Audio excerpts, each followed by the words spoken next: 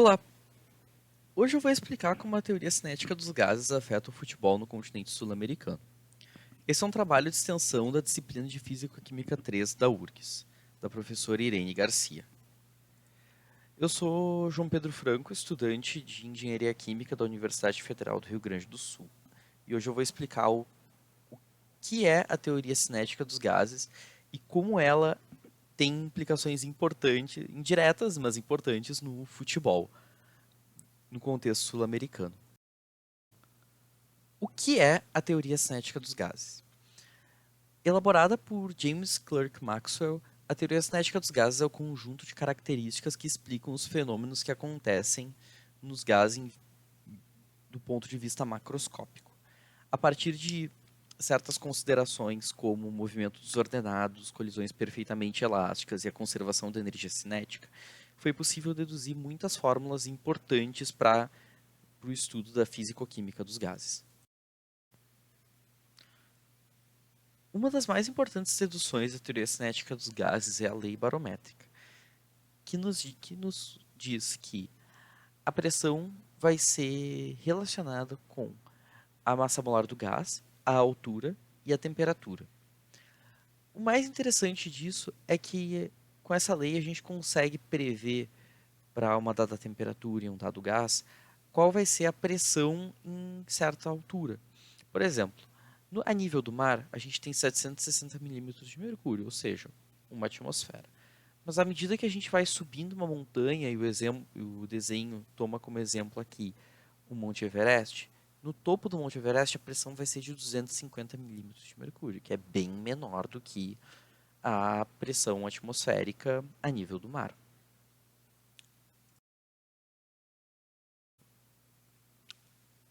Agora, indo para o lado do futebol, aqui no continente sul-americano, a gente tem duas principais competições continentais, que é a Copa Libertadores e a Copa Sul-Americana, que são disputadas por times de todo o continente.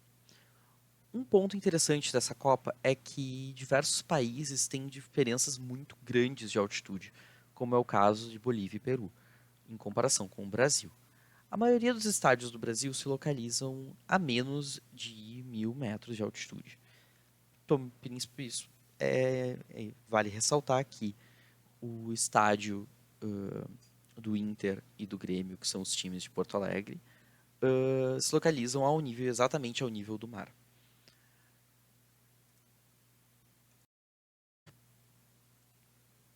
A dupla Grenal no ano de 2024 teve dois jogos emblemáticos que foram marcados pela presença da lei barométrica. O primeiro deles foi um jogo do Internacional contra o Desportivo Real Tomayapo, que o Inter ganhou de 2-0 no estádio do Real Tomayapo. Já o Grêmio, pela Copa Libertadores, perdeu de 2-0 pelo The Strongest na fase de grupos da Copa Libertadores. Uma das consequências da lei barométrica no futebol é a perda de rendimento de atletas quando jogam em países mais altos, originando o termo jogar na altitude, que é convertido às vezes para jogar com dificuldade para respirar e etc. Quando se joga na altitude, quando há jogos que são disputados em países em altitudes muito mais altas que o de costume dos jogadores, a gente consegue enxergar em campo uma perda, muitas vezes, de desempenho ou um maior cansaço dos atletas. Muitas vezes a gente consegue ver jogadores que no Rio Grande do Sul, que em seus estádios, jogando em casa, correm muito, têm alto desempenho, mas quando vão jogar na altitude, sofrem bastante. A gente vê perdas muito grandes nesses atletas. Isso ocorre porque, de acordo com a lei barométrica, previsto pela lei barométrica, existe uma perda, uma diminuição na concentração de oxigênio na atmosfera. Essa diminuição da concentração de oxigênio dificulta a respiração e a oxigenação sanguínea, podendo levar a tonturas, dificuldade para respirar e até hipóxia, que é a baixa oxigenação no sangue. Bom, mas voltando aos jogos disputados em 2024. O Inter disputou pela Copa Sul-Americana contra o Real Tomaiapo, no estádio deles. Lá. O 4 Centenário Stadium fica a 1.869 metros de altitude. A pressão local é de 0,8 atmosferas. A pressão atmosférica local também é prevista pela teoria cinética dos gases. A composição do ar lá é de 20,48% de gás oxigênio, de nitrogênio 78,63% e de argônio 0,88%. Depois tem alguns outros gases, mas eles têm uma composição muito pequena e eu decidi não agregar, mas é muito pequeno, insignificante, para fins de cálculo.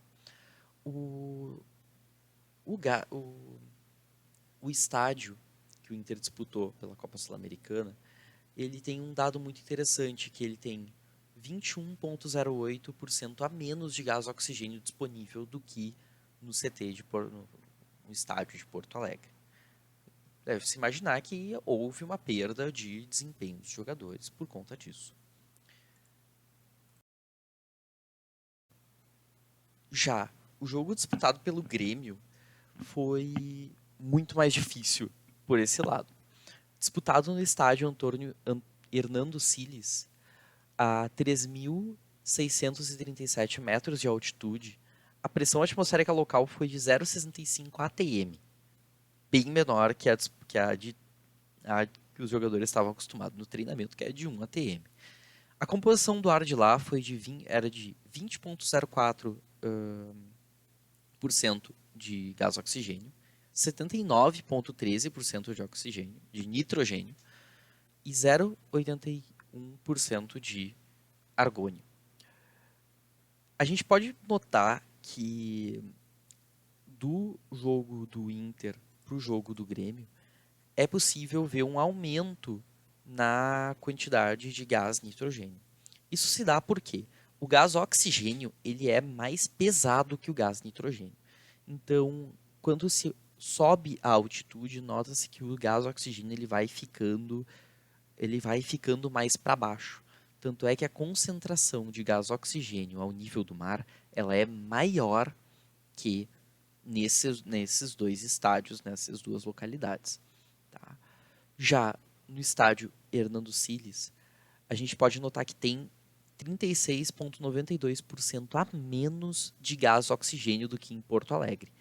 Isso é uma redução muito brusca, principalmente quando se vê um esporte de alto rendimento. Não é à toa que o Grêmio sofreu naquele jogo.